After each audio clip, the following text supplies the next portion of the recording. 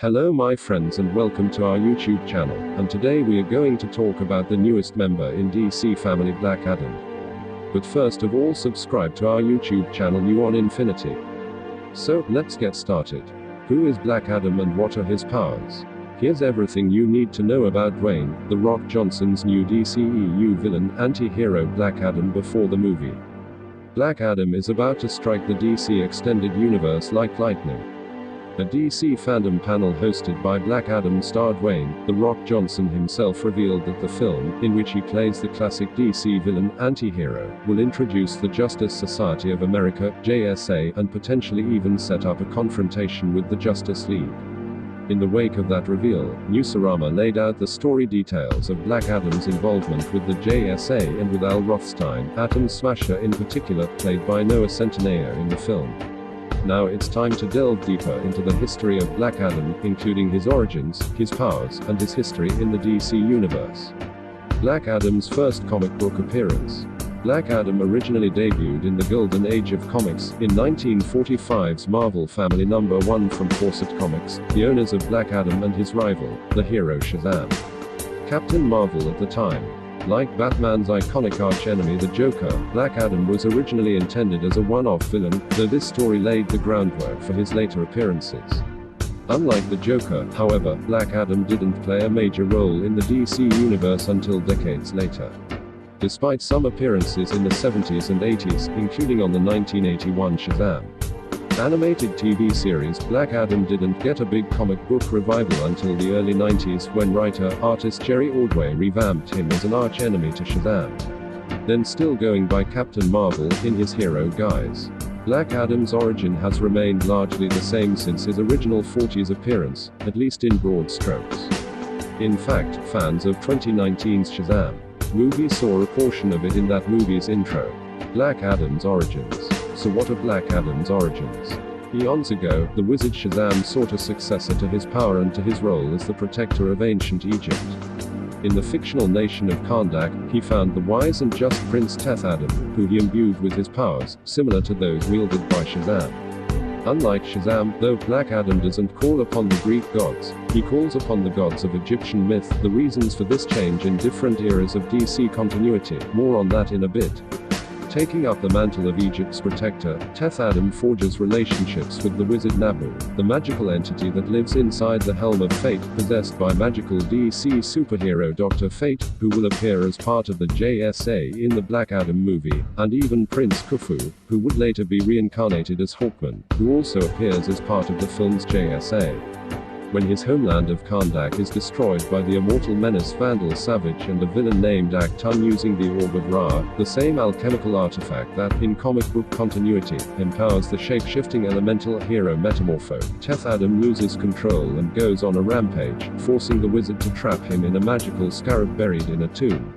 Centuries later, the scarab is uncovered by Theo Adam, the treacherous assistant of archaeologists CC and Mary Batson, Billy Batson's parents.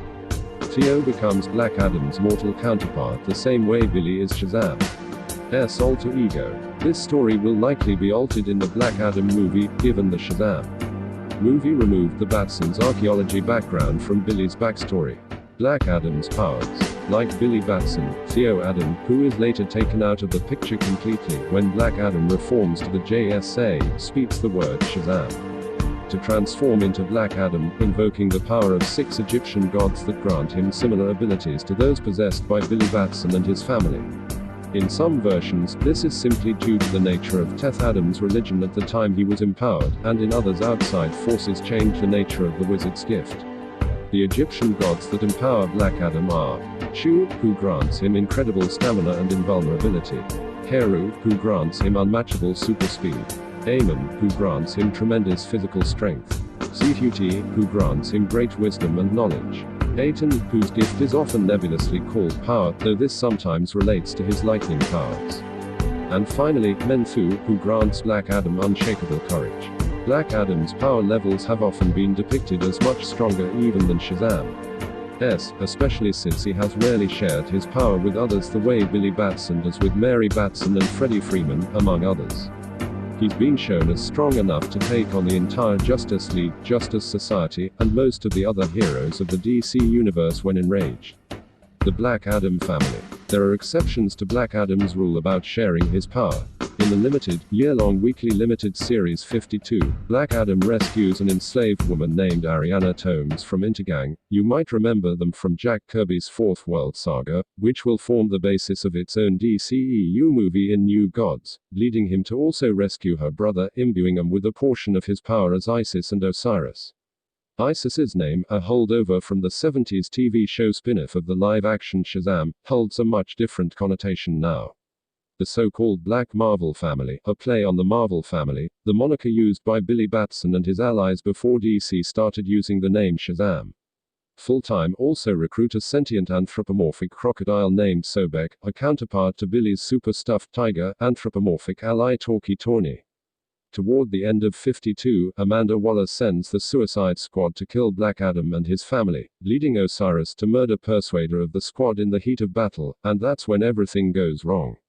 World War III. Overcome with subsequent guilt, Osiris attempts to relinquish Black Adam's power. But when he returns to his human form, Sobek betrays Osiris, devouring him and revealing he's actually Famine, one of the Horsemen of Apocalypse, as in the planet ruled by Darkseid, who will be seen in Justice League, the Snyder Cut, who have been recruited by Darkseid's Earthbound allies Intergang in revenge for Black Adam's rescue of Ariana. The other three horsemen, Pestilence, War, and Death, attack, with Pestilence killing Ariana in the ensuing fight. Distraught at the loss of his family, Black Adam goes on another rampage, challenging the entire DC universe. Remember we mentioned he took on the Justice League, JSA, and more. In his defeat, Black Adam is depowered and returns to his human form as Teth Adam. But before he can face justice for his crimes, including destroying the entire fictional nation of Baalia, Atom Smasher of the JSA helps him escape, drawing on their old friendship. Phew, still with us. The Eye of the Storm. Given all that comic book history, Black Adam makes perfect sense as the villain, anti-hero to unite the DCEU into a more concise and cohesive picture, and to potentially challenge the entire Justice League in a sequel down the road. Black Adam's tragic history has connections to just about the entire DC slate, from the JSA who will debut in his movie, to Shazam, to the New Gods, the Suicide Squad, and even characters who haven't been introduced in the DCEU like Metamorpho. Who better to form the spine of a new era of the DCEU than a tragic hero who fell from grace with enough power to rival everyone who even might challenge him, played by none other than the unrivaled king of the current box office blockbuster, The Rock. That sounds like lightning striking. Thanks to watch our YouTube videos, and please let me know if you need anything else in comments, and don't forget to subscribe to the channel.